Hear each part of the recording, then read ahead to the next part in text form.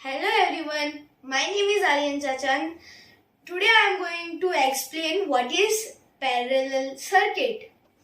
In parallel circuit, I have used three components: LED, three LEDs, and 2 amperes and batteries. In this circuit, if I will take out one LED, nothing will happen. All the LEDs will be glowing.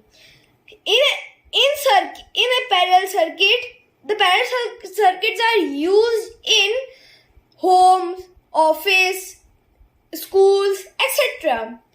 That's all. Thank you.